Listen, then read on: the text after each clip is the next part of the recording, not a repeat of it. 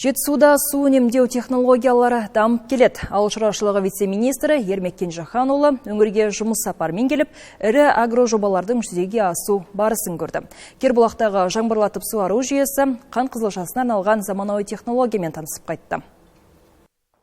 Вице-министр Кербұлақ аудандағы жоламан алқабына барып, су үнемдеу технологиясы енгізілген егістік жұмыстарын көрді. Мұнда жаңбырлатып суару жүйесі арқылы жүгері, жоңышқа, арпа және күнбағыс өсірілуде. Мамандардың айтуынша, жаңа технология өнім көлемін 30-40%-ға дейін арттыруға мүмкіндік береді. 1400 гектар жер алқабы барлығы тамшылатып суару жүйесіне қосылған. 26 дана суару жүйесін сатып алдық. Бүгінгі таңда 4 алқабымыз бар. Енді бұйырса осы жүгеріден 100 бен 150 центнердің арасында өнім алуға жоспарлап отырмыз.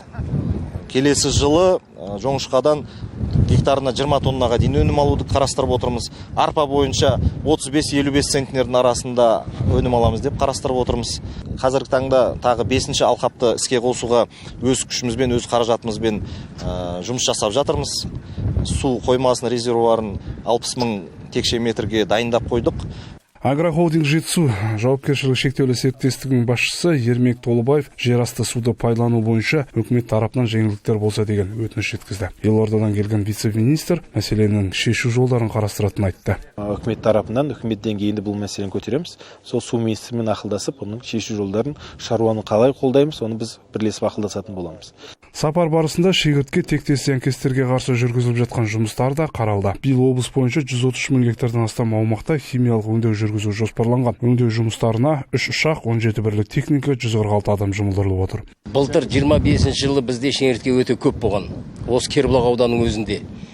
Өзінің жаңа цикличность деген болады. Биыл спад байқалып тұр. Осымен төмендеп келе жатырмыз. Былтыр біз 109 мың гектар итальяндық курсқа ғана өңдеу жұмысын жүргізгенбіз. Былтыр жоспарлағанбыз биылға 66 мың гектар.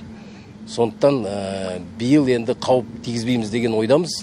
Соған еңбек етіп жатырмыз. Бұдан кейін жұмыс сапары Ескелді ауданында жалғасты. Вице-министр нам шаруа қожалығына барып, қант қызылшасын өсіруде енгізіліп жатқан жерасты тамшылатып суару технологиясымен танысты. Жоба құны 240 миллион теңге. Заманауи жүйе сумен тыңайтқышты дәл мөлшерде беруге мүмкіндік жасап, өнім сапасын арттыруға бағытталған.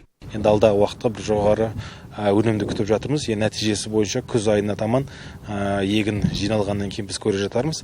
Егер де бұл енді біз алдағы қатарлы шаруа қожалықтарын бір деп есептеп жатырмыз. Егер осы шаруа қожалық осы нәтижесін жақсы көрсетіп жатса, біз әрине біздің республика көлемінде осы тәжірибені алмасу бойынша басқа да шаруашылықтарға, басқа да облыстарға біз осы жариялайтын боламыз.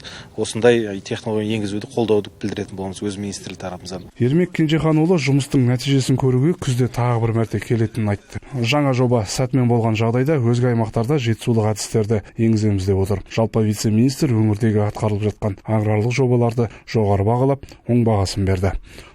Нұржан Қасыболатов, Ержан Дүйсен, Жетісу арнасы.